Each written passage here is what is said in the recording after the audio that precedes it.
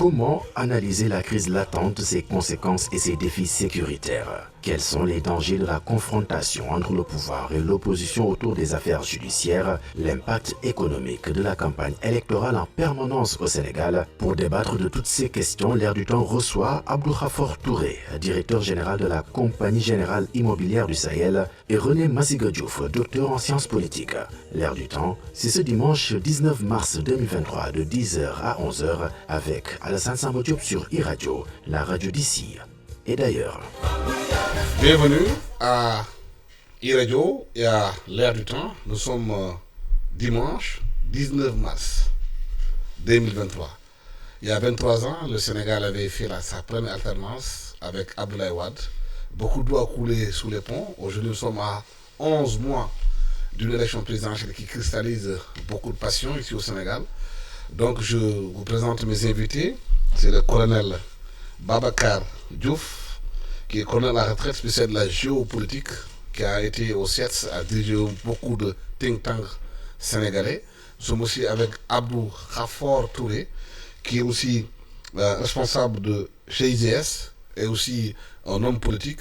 Merci, monsieur, d'avoir accepté notre invitation. On a senti depuis quelques années, depuis 2021, un bouillonnement du Sénégal. Un peu partout, la confrontation politique prend des allures de plus en plus inquiétantes pour la population. La dernière marche, c'est la convocation de M. Ousmane Sonko au tribunal, qui s'est un peu eu des heures qu'on a vues ici au Sénégal, avec quelques poches où les jeunes brûlés de pneus étaient en confrontation avec des forces de défense et de sécurité. Colonel Babacar Diouf, comment peut-on analyser la crise latente aujourd'hui au Sénégal et ses conséquences sécuritaires? Merci beaucoup, M. Diop. Je pense qu'effectivement, nous avons une crise, il faut penser, mais qu'on ne doit pas seulement penser au sein de l'État sénégalais, il faut le penser en termes globaux. C'est-à-dire que à partir du moment où nous traversons une transition du système, donc de l'ordre mondial, les grandes puissances sont en train de se disputer le droit d'écrire les prochaines règles du jeu. Et dans ce processus, la mobilisation de ressources est capitale. Et donc le contrôle des pays qui sont dotés de ressources stratégiques, qui sont situés à des positions stratégiques, etc. etc. La bataille interne au Sénégal est liée à ce contexte international, c'est ça? Je commence par dire que ce qui se passe au niveau du système introduit des acteurs supplémentaires locaux dans le local. Okay. Maintenant, nous, il faut quand même voir que notre constitution, on peut parler d'une constitution de 60 ou de 63. Mais si vous prenez 63, ça veut dire que nous avons 60 ans. Quand le président Diouf partait, nous étions à 37 ans après 63 ou 40 ans après 60. C'est un âge important, 40 ans dans la vie. 40 ans à maintenant, ça fait encore, on a ajouté 23 ans de plus. Et donc, lorsqu'on a une crise de ce type, la première chose qu'on comprend, c'est que les règles du jeu ne sont plus capables de servir les buts pour lesquels on les avait posés. Et donc, une crise doit être l'occasion de dépasser, c'est-à-dire dépasser la crise, c'est trouver de nouveaux outils pour notre futur. Maintenant, les conséquences, ça peut être justement que ceux qui sont intéressés par le contrôle du Sénégal ne vont pas s'asseoir et attendre que ça passe. Ils vont essayer d'infiltrer chacun des camps. Comme disait l'historien McCoy, Alfred McCoy, certaines grandes puissances qu'il a nommées jouent sur plusieurs côtés.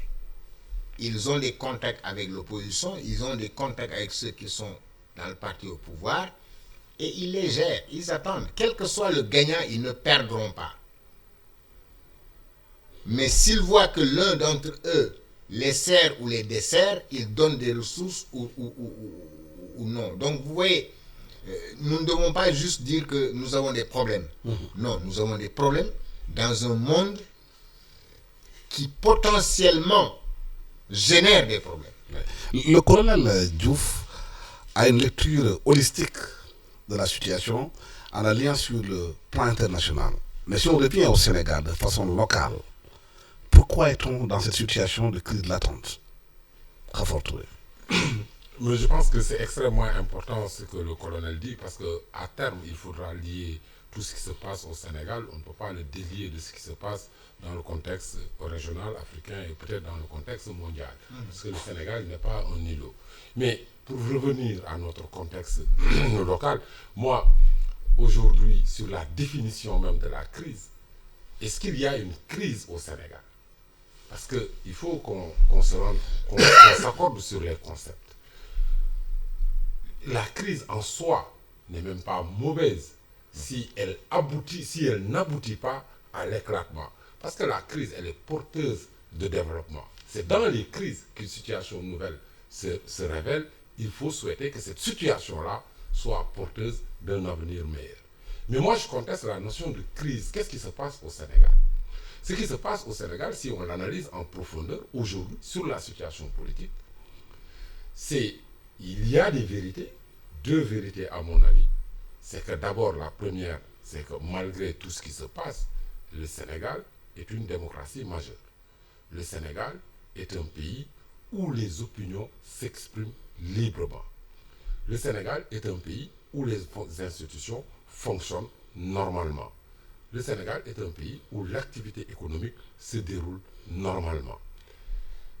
Il n'y a pas, à mon avis, de manifestations d'envergure liées à des phénomènes sociaux ou socio-professionnels, c'est-à-dire des manifestations des travailleurs relatives à l'augmentation, à la cherté de la vie, relatives à une confrontation entre des ordres. Ce qui se passe dans notre pays et qu'on lit et qu'on définit comme une crise, c'est des hommes politiques d'un certain port, évidemment, qui ont une conception iconoclaste de la politique et qui se voient comme des messies, qui se voient comme les seuls détenant la vérité et qui doivent dire la vérité, doivent dicter aux institutions, doivent dicter les règles du jeu, doivent dicter aux institutions, que ce soit exécutive, législative ou judiciaire, la conduite à tenir. Oui. Mais je pense qu'il est important dans notre pays qu'on dise, évidemment, je ne dis pas qu'il n'y a pas de crise. Je dis qu'il faut qu'on s'accorde. Je conteste la crise, si on s'accorde sur la définition de la crise. Maintenant, il y a des situations crisogènes dans notre pays. Mais est-ce que cette crise-là, elle découle d'une dynamique profonde de la société? Ça, je le conteste. Je considère qu'il y a une crise artificiellement créée, artificiellement entretenue, qui n'ont rien à voir avec les dynamiques profondes de la société, avec les dynamiques profondes aujourd'hui de la géopolitique, que ça soit régionale ou mondiale. Mais colonel, son analyse est contestée par la société civile sénégalaise, qui estime qu'il y a une crise tendue, qu'on va vers l'élection présidentielle aujourd'hui à 11 mois, que tout joue autour de cette élection présidentielle et surtout d'un éventuel troisième mandat de Macky Sall. En fait, en bon militaire, il y a des questions de politique intérieure dans lesquelles je n'entre pas trop, parce que par notre culture militaire, nous avons l'habitude d'occuper une position plutôt médiane. Aujourd'hui, vous êtes militaire à la retraite. Oui, mais là, je me hasarderais à dire que, paradoxalement, en tout cas, nonobstant ce que les uns et les autres peuvent penser, nous traversons un moment, si j'ai mentionné le système, ce n'est pas pour rien. Le Sénégal même est à la croisée des chemins, à mon sens, et vit une transition systémique. Mais la transition, vous ne savez pas où est-ce qu'elle va aboutir. Elle peut arriver à bon port, elle peut faire demi-tour. Mais quand on parle d'une transition de notre système national, ça veut dire qu'il y a des projets politiques opposés. Le fait que l'un l'emporte ou que l'autre l'emporte signifie réellement que vous avez une rupture ou une continuité. Et donc, le simple fait, ce qui est grave par contre, et qui amène le problème, parce que ça c'est normal en politique, je crois que le problème vient du fait que d'abord il y a beaucoup de méfiance entre les acteurs, parce que peut-être qu'ils ne se fréquentent pas. J'aime souvent citer la guerre de Troie n'aura pas lieu quand Hector, Ulysse dit à Hector, tu sais pourquoi je vais éviter cette guerre? L'autre qui donne d'autres raisons, il dit non, c'est parce que Andromaque et Pénélope ont le même battement de cils. Cette empathie entre humains, on l'a raté nous, actuellement. Et donc, quand chacun a un projet politique qui s'oppose à celui de l'autre et qui a des implications pour la classe politique en général. C'est ça le problème. C'est-à-dire que la classe politique sait que l'issue de cette transition sera décisive pour les uns et pour les autres, parfois positivement, parfois ce sera négatif. Mais est-ce que le fait qu'on ait trouvé des nouvelles ressources au Sénégal, gaz, pétrole, entre autres, peut pacifier un peu, envenimer davantage cette opposition, cette rupture entre les deux camps? Mais le gaz, le pétrole, les gens se positionnent dessus. Justement, moi j'aime bien ce parallèle. Aujourd'hui, le Sénégal est polarisé, qu'on le veuille ou non. Nous avons deux pôles. Et les gens se positionnent par rapport à ça. Dans le monde, au niveau système mondial, on a la même polarisation. On a les États-Unis d'un côté, plus ses alliés, de l'autre, vous avez la Russie et la Chine ensemble. Maintenant, les autres, les BRICS, le Sud global ou l'Occident collectif, chacun aussi se positionne. On a la même chose au Sénégal. C'est-à-dire qu'il y a des ressemblances terribles entre les mêmes. Maintenant, comme je vous ai dit, les Européens aujourd'hui, s'ils se coupent du bloc qui se forme à partir du Moyen-Orient et qui va jusqu'en Asie, dirigé un peu, on va dire, co-dirigé par la Chine et la Russie, les Européens, le gaz américain, le pétrole américain, pour quelle quantité, pendant combien de temps et à quel prix? Ces gens s'intéressent à nous. Nous sommes devenus, qu'on le veuille ou non, des enjeux de cette compétition. Celui qui nous capture a un gain. Ça, il n'y a rien à dire. Et donc, voilà. Mais est-ce qu'on a l'impression que la classe politique sénégalaise, opposition au pouvoir, est consciente justement de ces enjeux profonds qui peuvent amener le pays dans des situations regrettables, compte tenu même de la sous-région, de la configuration sous-régionale, où tu as le Mali qui est en convalescence, tu as la Guinée-Bissau qui est pratiquement instable, la Gambie qui arrive à pas s'en sortir, la Mauritanie où l'ancien président est entre les mains de la justice. On a vu ce qui s'est passé la fois dernière avec les djihadistes qui sont échappés de la prison. Tu as la situation en Guinée-Conakry où une junte est au pouvoir. Est-ce que réellement la classe politique sénégalaise est consciente de cette ceinture de feu?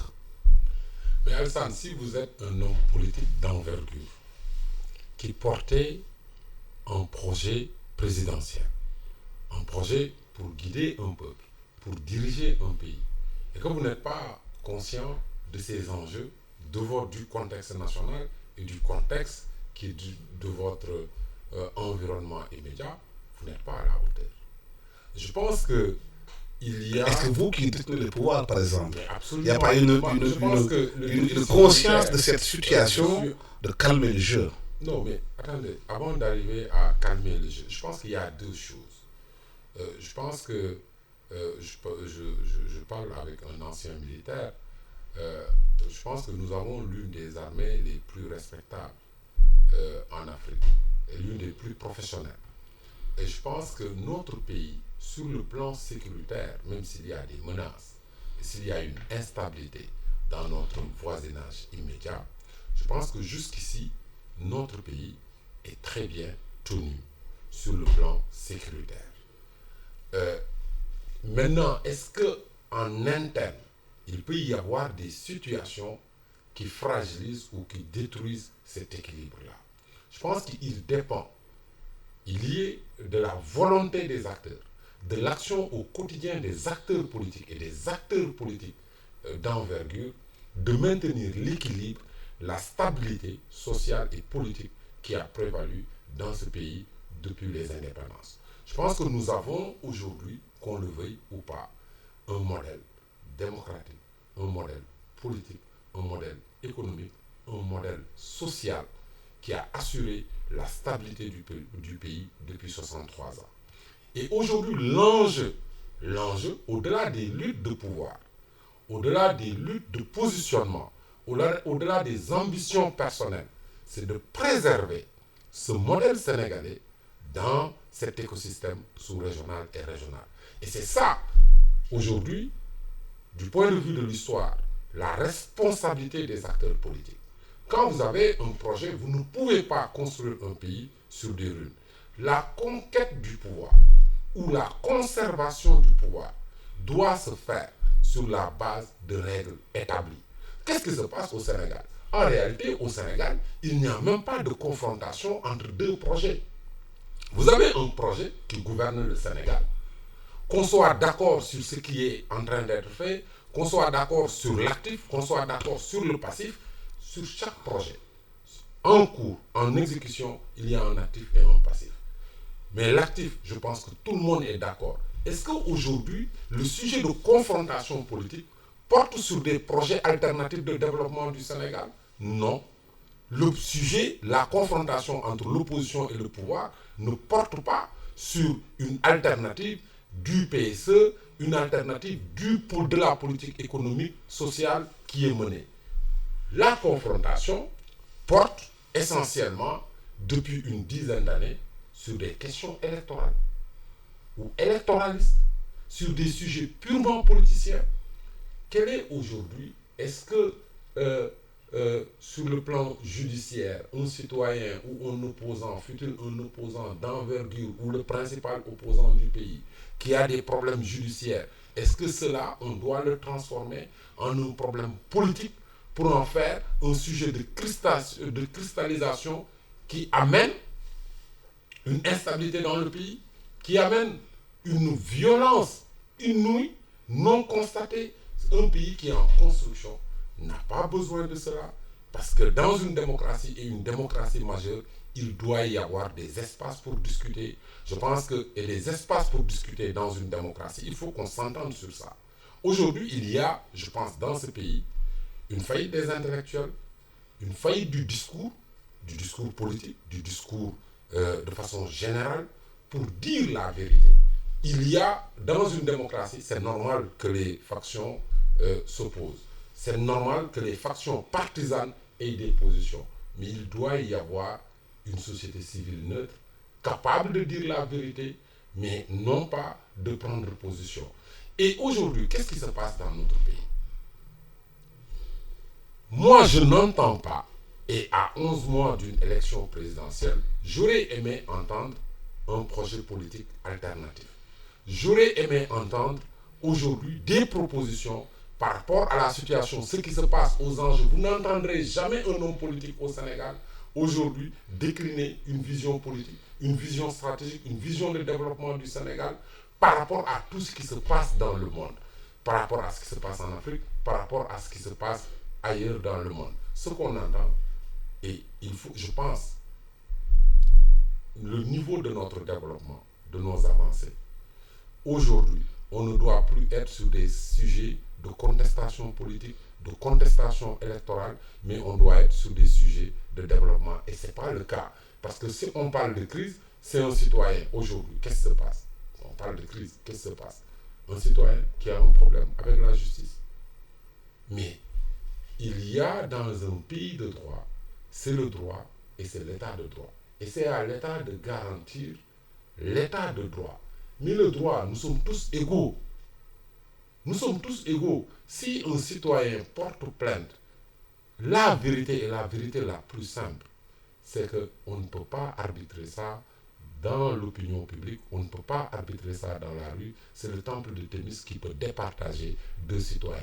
Mais quand vous avez un acteur d'envergure qui foule toutes les institutions au pied, qui dit je ne respecte rien, rien n'existe devant moi, c'est mon ambition présidentielle d'arriver à la station présidentielle à tout prix, quel que soit ce que cela doit coûter, au prix de vie humaine. Et je pense que là, il y a lieu de s'interroger et de revenir à l'orthodoxie et aux règles élémentaires aux règles élémentaires et fondamentales de l'état de droit et de la démocratie. Si les acteurs sont responsables, je pense qu'aujourd'hui, au niveau du Sénégal, on doit pouvoir échanger de façon civilisée, projet contre projet, et les Sénégalais arbitrent. Vous l'avez dit dans votre introduction, ça fait 23 ans, nous avons connu une alternance démocratique en 2000, une deuxième alternance démocratique. Nous avons une Assemblée nationale équilibrée au niveau des forces politiques. Oui. Nous avons l'administration au niveau des municipalités.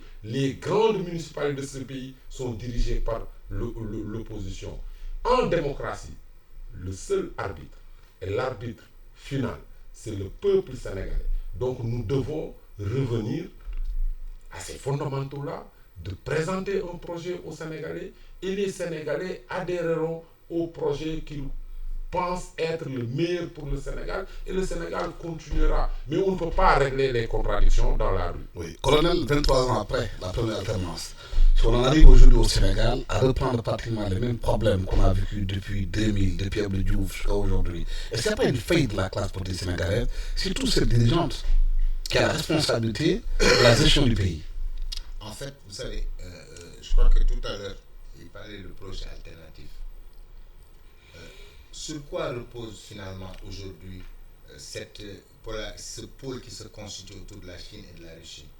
Autour d'un projet alternatif, avec ses banques, avec tout un système, écosystème, je dirais. C'est bon, c'est pas bon, la question n'est pas là. C'est juste que c'est alternatif. Maintenant, les gens réfléchiront et choisiront. Au Sénégal, des projets alternatifs émergent. Le premier que j'ai vu, qui me semblait assez substantiel, venait de M. Sonko. Le second, récemment, j'ai vu l'ancien DG de la douane, Boubacar Camara. Voilà. Moi, j'ai lu son papier, je l'ai trouvé intéressant. Absolument. Donc, c'est le printemps, des tas de fleurs vont éclore, et les Sénégalais vont aller choisir les fleurs qu'ils veulent pour décorer leur maison. Ça, c'est certain. Mais je veux juste rappeler deux petites choses. Pourquoi est-ce que quand toute l'Afrique parlait de transition démocratique, le Sénégal n'était pas concerné?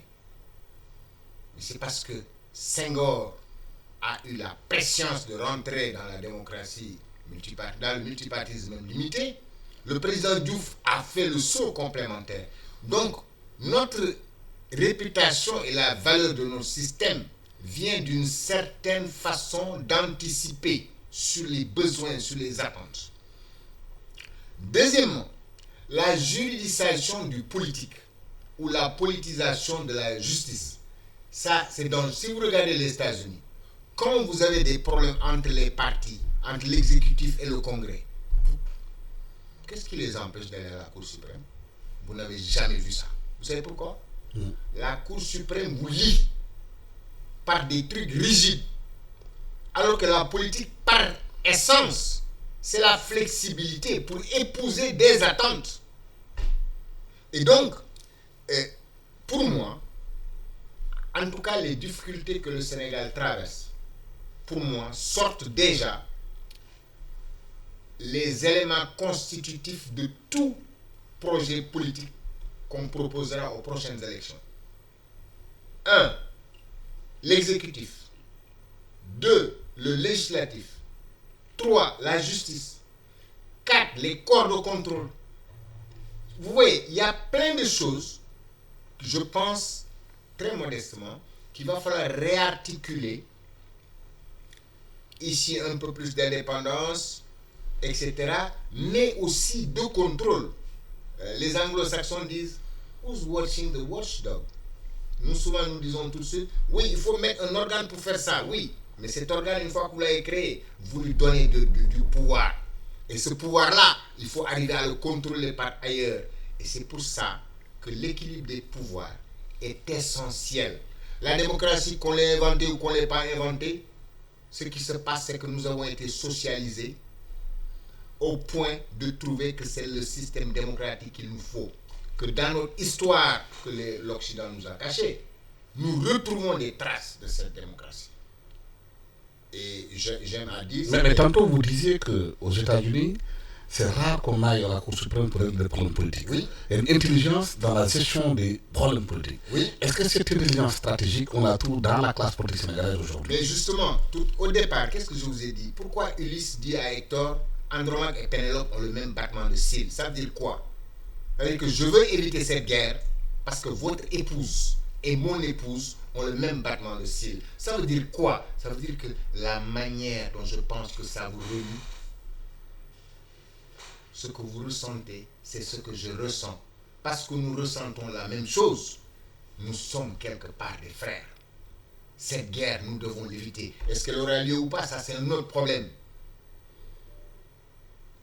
Et c'est pour ça que je dis, j'ai parlé d'institution tout à l'heure. Je pense que bientôt, le Sénégal sera obligé d'avoir un chef de l'opposition avec un certain nombre de privilèges et de pouvoir pour pouvoir justement créer ce lien. Parce que si moi je ne viens pas chez vous, je ne saurai jamais que mon épouse et votre épouse ont le même battement de cils. C'est parce que je vous fréquente que je vous connais. C'est parce que je vous connais qu'une empathie naît entre vous et moi et que je découvre que nous partageons plus de choses que nous le pensons. Qu'il y a plus de choses qui nous rapprochent que de choses qui nous séparent. Et ça, en politique, c'est un gain extraordinaire. Juste pour terminer, toutes ces questions que je soulève touchent quoi? L'immatériel. En réalité, les progrès, c'est au niveau de l'immatériel que ça s'est arrêté. Alors que l'immatériel, c'est ça qui fait rêver. Le concret, moi, ne me fait pas rêver. Le concret, je le gère. Mais l'immatériel, et l'immatériel, c'est dans beaucoup de choses. C'est dans les règles du jeu. C'est... Parce que, vous savez, nous pensons souvent que la réalité, c'est toujours comme ce verre-là. C'est dans le comportement. Donc, les perceptions. Les perceptions sont subjectives, mais ont des implications parfaitement objectives. Et ce sont nos conceptions, nos perceptions, pardon, qui finalement commandent nos comportements. Si je vous perçois hostile, dès que vous parlez, je me crispe. Si je vous perçois positivement, je souris. Vous voyez? Et c'est ça que notre classe politique devra réapprendre. Dernier mot, je pense, et là je sais que je recevrai une volée de bois vert, mais les partis avant formaient leurs militants. Aujourd'hui, j'estime que depuis 2000, il y a de plus en plus d'intrus sur la place publique. C'est-à-dire que même en ville, avant on parlait de l'urbanisation, c'était quoi? Quand le paysan quittait la brousse, il venait en ville, il prenait les habitudes de la ville. En moment, on a parlé de rurbanisation. Ça veut dire quoi? Il vient avec ce qu'il avait comme culture, il s'installe avec un ghetto est créé. C'est la même chose. On a de tous les côtés de la classe politique des intrus surgis de nulle part qui ont beaucoup de courage, qui ne rebutent à rien du tout, qui sont prêts à s'étriper. Et ça, si ces gens nous dictent ou rythment notre vie, nous sommes foutus. Les nations meurent quand ce qui est important ou ce qui est nécessaire devient impossible. Nous devons veiller chaque camp à ne pas nous laisser déborder par des gens qui ne gèrent que leur intérêt. Voilà moi ce que je retiens. Ouais. C'est un problème fondamental que vient de poser le colonel. Les gens aujourd'hui disent que de plus en plus, il y a une judicialisation de la politique au Sénégal.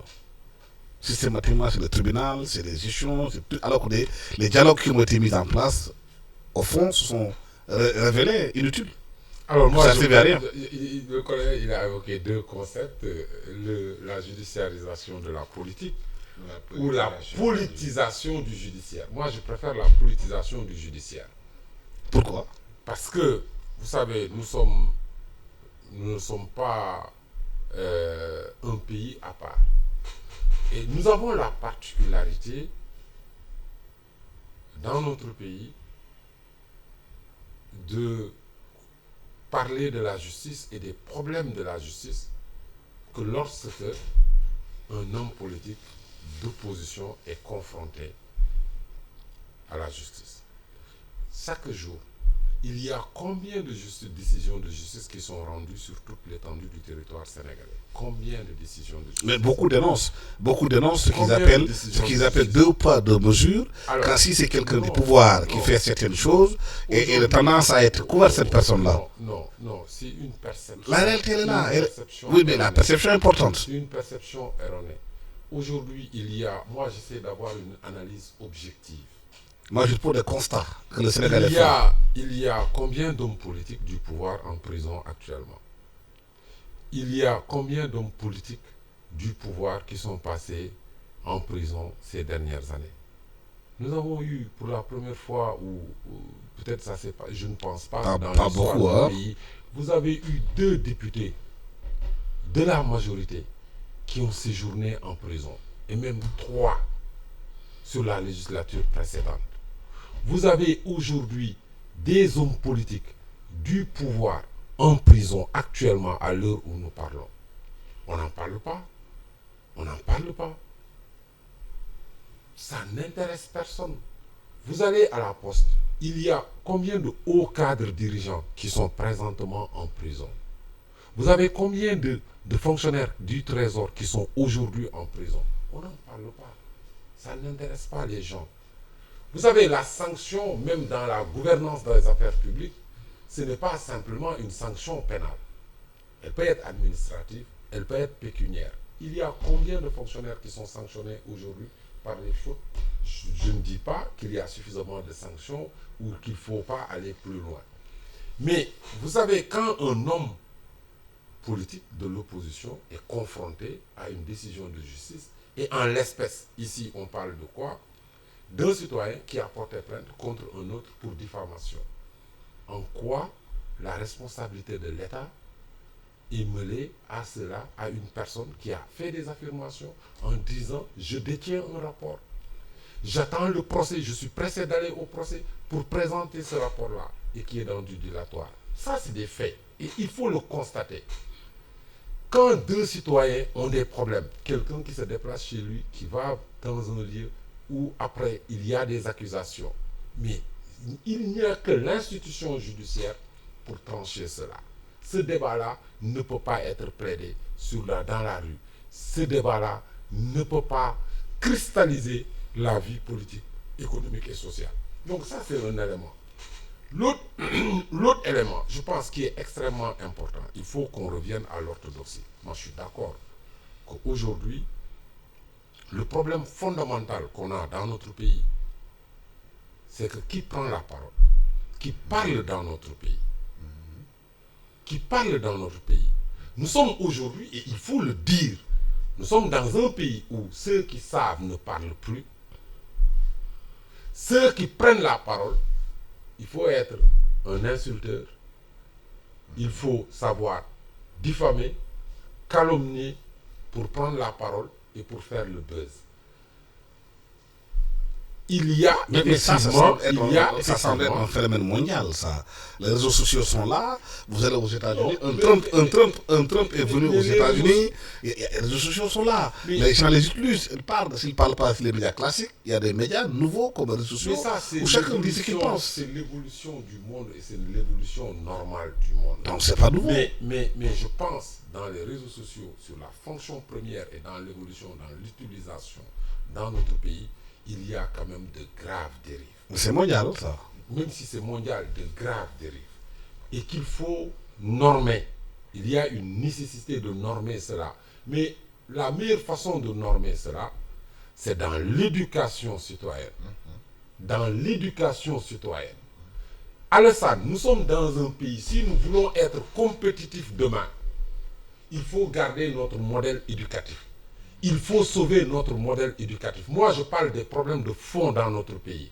Vous savez, quel que soit le régime politique, vous pouvez avoir toutes les théories pour mobiliser la masse populaire, pour mobiliser la masse laborieuse, pour accéder au pouvoir. Mais vous ne pourrez pas gouverner ce pays et faire évoluer ce pays si on ne travaille pas sur les piliers d'une société, c'est-à-dire avoir une éducation de qualité, éduquer nos enfants. Nous sommes aujourd'hui dans un monde globalisé où la compétition se fait sur le plan du savoir et nous sommes à armes égales. Et nous devons travailler sur l'éducation, éduquer nos citoyens, former nos citoyens pour en faire les jeunes, les enfants, pour en faire des citoyens achevés. Et il ne faut pas permettre aux hommes politiques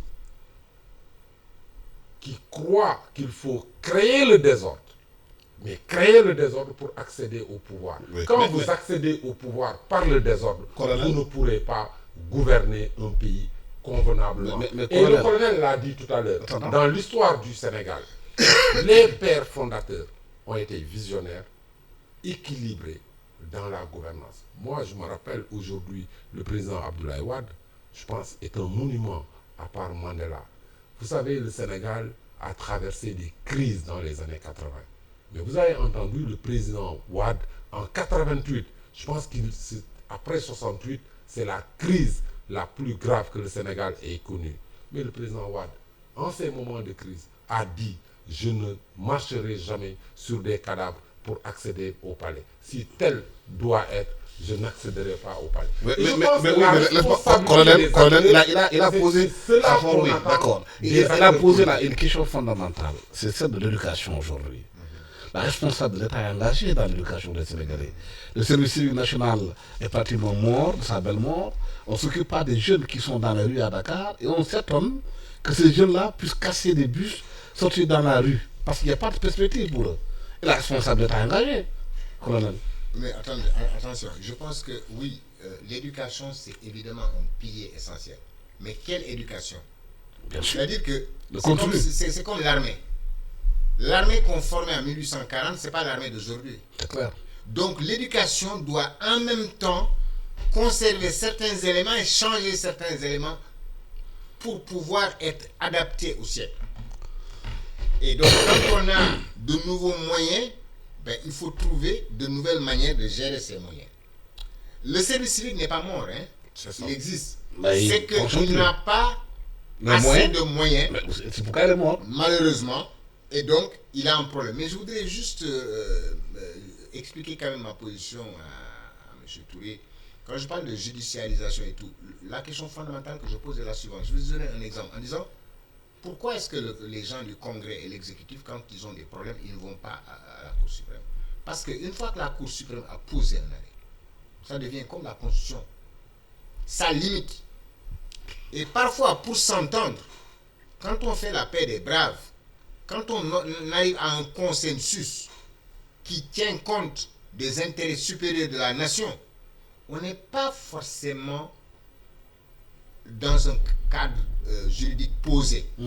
Parce que ce cadre juridique posé, une fois qu'il est posé, vous n'avez plus besoin de négocier ça. C'est le juge qui va décider. Et le politique, c'est l'élément quand même qui est au-dessus. Pour moi, dans l'idée, vous me permettrez cette digression, mais je veux que ce soit clair. Pour moi, dans l'état idéal, vous avez une constitution que vous avez tous choisie. Après, on vous met un exécutif, un législatif pour vous faire des textes qui tiennent compte de cette constitution. Puis on vous met des juges qui vont vous tenir à ça. Après, vous avez des forces de défense et de sécurité qui vous disent, notre mission, c'est de sécuriser cet espace, cet agora, cet espace politique pour vous, afin que vous puissiez y faire de la politique. Mais cette politique, elle commence par un élément essentiel, c'est de considérer que l'espace de rencontre, c'est un espace dialogique. Dans un espace dialogique, même ce qu'on appelle les droits de l'homme doit être relativisé. Par exemple, nous pouvons nous rencontrer, vous et moi, mon droit face à votre droit. Mais je me rends compte que votre droit est plus urgent.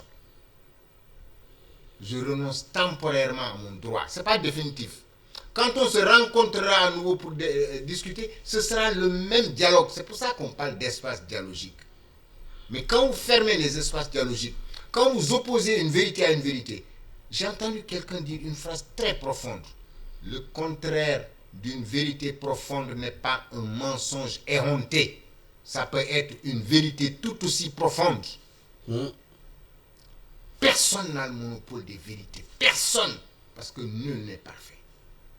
Cela dit, c'est parce que l'intérêt supérieur de la nation nous fait poser cette constitution, que l'exécutif et le législatif en sont conscients, que le judiciaire en est conscient, que les forces de défense et de sécurité le sont, que la population se retrouve et joue ce rôle de politique. Et là, le Sénégal, quand même, a une nette avancée par rapport à de nombreux pays africains. Il faut le dire. C'est notre fierté que nous portons en bandoulière fièrement à l'étranger. Donc, nous devons veiller à maintenir ces acquis.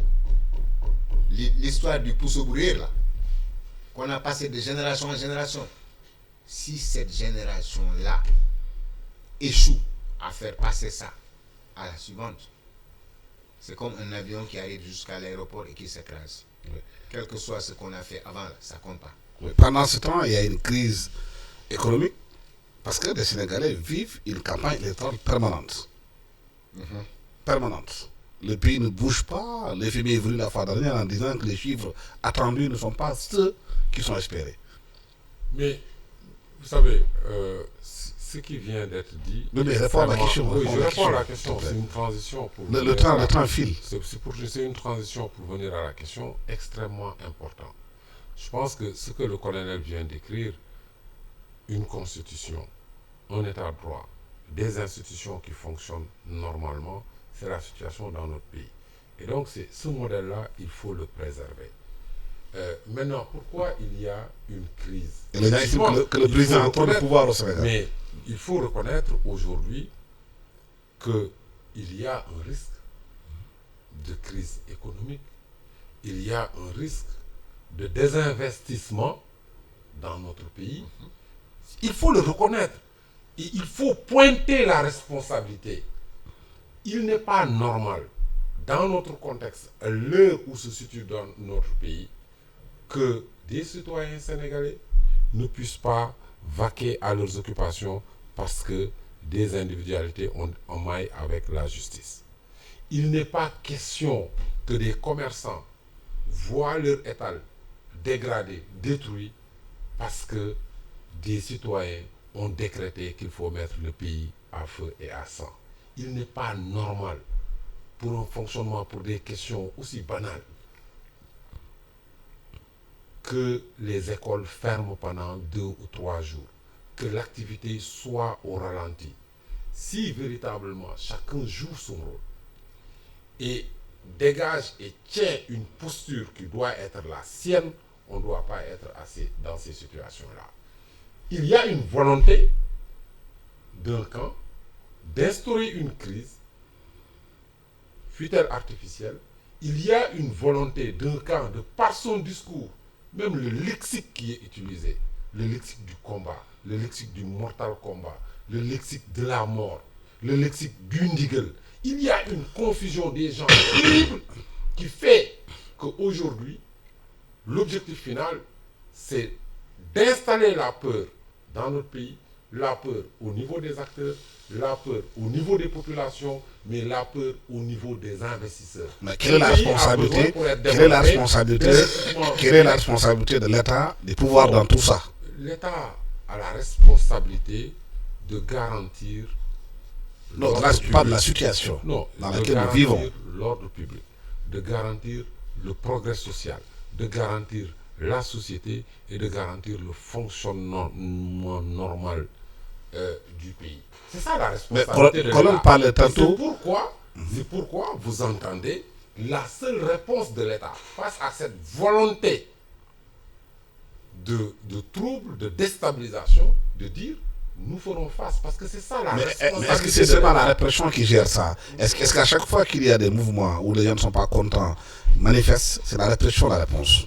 Mais vous savez, non. Vous savez, nous sommes dans un état de droit. Et l'État a la responsabilité de garantir le fonctionnement normal de l'état de droit, de rétablir l'ordre, de maintenir ou de rétablir l'ordre. Ça, c'est le rôle de l'État. Et donc, c'est l'élément de langage, c'est le lexique qui sied à des gens qui disent qu'ils ne respectent aucune institution, qu'ils veulent semer le désordre et qu'ils le disent publiquement et qu'ils l'assument. Oui, mais parce qu'il y a, certains qui sont dans l'opposition, ils ont dit dans des situations pareilles, l'État n'a pas respecté le droit. à fouler au pied le droit pour régler ses problèmes politiques. Alsan, vous ne pouvez pas dire ça. C'est une question que je Vous ne pose. pouvez pas dire ça. C'est une question que je vous pose. Oui, aujourd'hui, vous avez pour preuve le dossier qui est en cours. Nous sommes à combien de renvois? Les droits du citoyen sont garantis. Vous savez, si on était dans un pays pas démocratique où l'institution judiciaire ne fonctionnait pas normalement, je pense que ce qui se passe aujourd'hui dans ce pays ne se passerait jamais. Donc, pour revenir sur l'impact économique, effectivement, il y a un risque demain de notation, de dégradation de la note du Sénégal, parce que tous les investisseurs qui viennent, effectivement, le FMI s'inquiète, la Banque mondiale s'inquiète. Les progrès que nous avons faits ces 10 dernières années, il est inadmissible pour l'image de notre pays, et nous devons tous le dénoncer, pour l'image de notre pays, que ce qui se passe aujourd'hui n'honore personne, n'honore aucun Sénégalais. Aucun Sénégalais. Je pense que nous sommes assez matures. Notre modèle a été largement et assez confronté pour permettre des hommes politiques d'envergure qui portent un projet réel de progrès social et qui sont capables, à travers les mécanismes dédiés et établis et les règles dont nous sommes tous d'accord, parce que nous sommes partis dans un référendum en 2016 où les citoyens à plus de 63% ont adhéré à un projet de constitution et ce projet de constitution gouverne le Sénégal. Il faut respecter les règles et considérer que le peuple sénégalais est l'unique arbitre et se donner les moyens d'aller à la rencontre du peuple sénégalais, de faire adhérer de façon pacifique le peuple sénégalais à son projet et évidemment l'année prochaine le peuple arbitrera et le projet qui trouvera l'adhésion du peuple sénégalais sera le projet qui va gouverner le Sénégal et qui va permettre au Sénégal de faire face aux enjeux dont nous avons parlé tout à l'heure. Parce que cette réflexion, ce qui se passe dans le monde aujourd'hui, évidemment, nous sommes moi je suis d'accord, nous sommes dans une mutation. Mais moi, je suis peiné. Aujourd'hui, il n'y a aucune réflexion sur le rôle du Sénégal dans la zone UEMOA, dans la CEDEAO, en Afrique, sur le leadership que nous devons porter, sur la place de l'Afrique, sur tous les enjeux aujourd'hui, sur l'évolution du monde et sur les crises et sur ce qui va se passer dans ce monde-là dans les 10-15 prochaines années. Ouais. On n'en parle pas. Et le prochain président du Sénégal, celui qui sera appelé à diriger ce pays à partir de 2024, doit projeter le Sénégal vers 2035, vers 2050, où tous les géostratèges prédisent évidemment un nouvel ordre. Quel sera ce nouvel ordre-là? Je pense que c'est ça. Colonel, c'est ce débat-là qu'on doit entendre, et non pas ce petit débat. Mais dans cette atmosphère, colonel, de crise, comme on a dit, de campagne électorale pratiquement permanente, l'économie est pratiquement à terre. Ceux qui doivent investir quand ils voient que le Sénégal est dans cette situation-là, ils peuvent ne pas mettre l'argent et attendre de voir qu'est-ce qui va se passer. D'abord, moi vraiment, je veux revenir à quelque chose. Oui. La supériorité du politique vient de sa capacité à faire des compromis. Et à ce niveau, j'estime que quand il suffit juste de regarder la scène politique pour se rendre compte que sur ce point précis, il y a un énorme problème. Moi, je suis très à l'aise parce qu'en bon vieux militaire, j'appartiens à aucun parti. Je ne suis préoccupé que par l'intérêt supérieur de la nation. Que j'ai servi, que je cherche à continuer à servir. Réflexion, il a raison.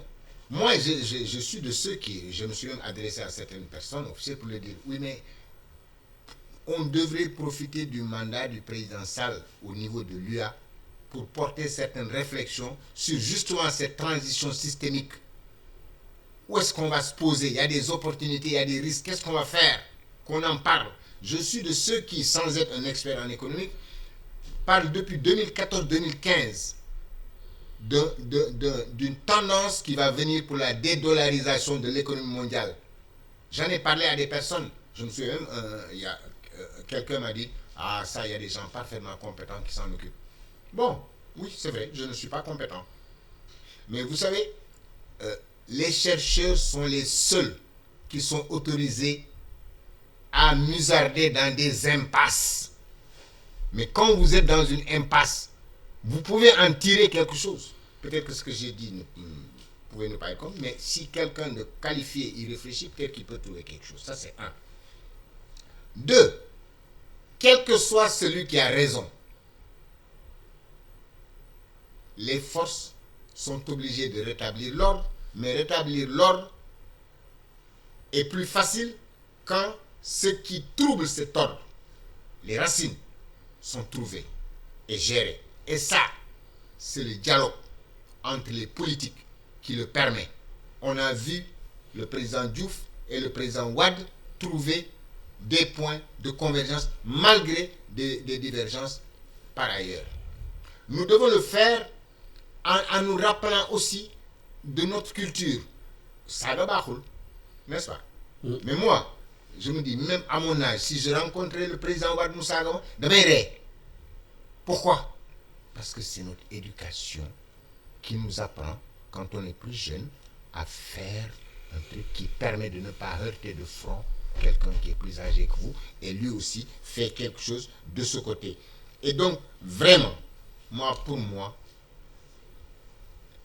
si la France et l'Allemagne se sont retrouvés en train de coopérer, ça veut dire que, quelque part, quelles que soient les divergences politiques, si on a tous en tête les intérêts supérieurs de la nation, on doit pouvoir dialoguer, trouver des solutions. Et c'est là peut-être où il y a un problème aujourd'hui au Sénégal.